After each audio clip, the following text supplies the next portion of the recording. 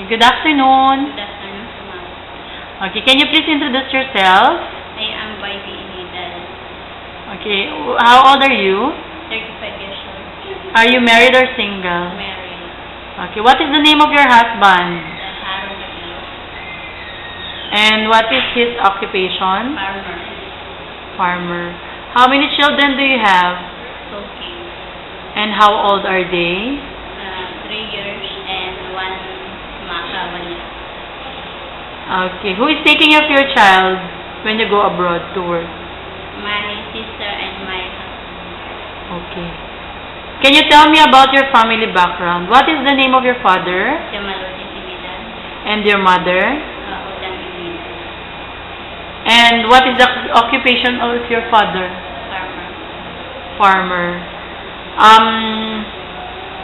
Would you feel homesick or you will miss your family, especially your children, when you go abroad to work? Yes, So what will you do if you felt that feeling? focus the Did you ask permission from your husband or parents to go abroad as domestic helper? yes, What is your educational background? elementary graduate, So you are elementary graduate. Okay.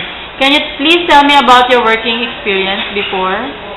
self-lady and self-lady the Philippines, Okay. For how long? 5 years, Okay.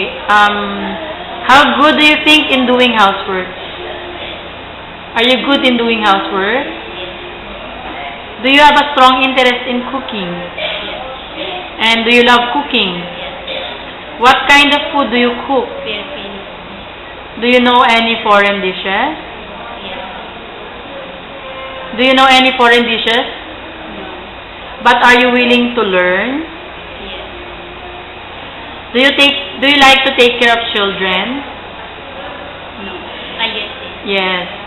How about taking care of elderly? no, Or how about the sick? Are you afraid of pets like dogs?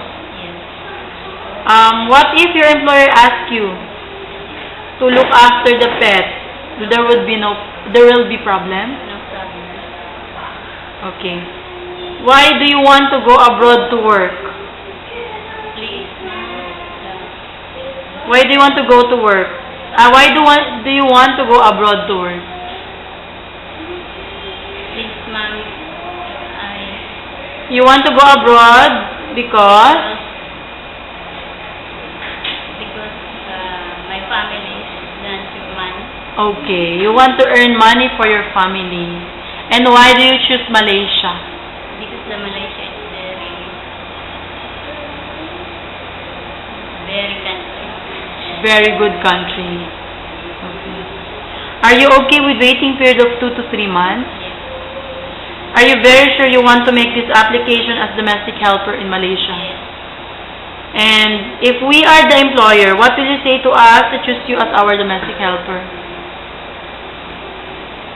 please, Mm-hmm. please, ma'am, Lord,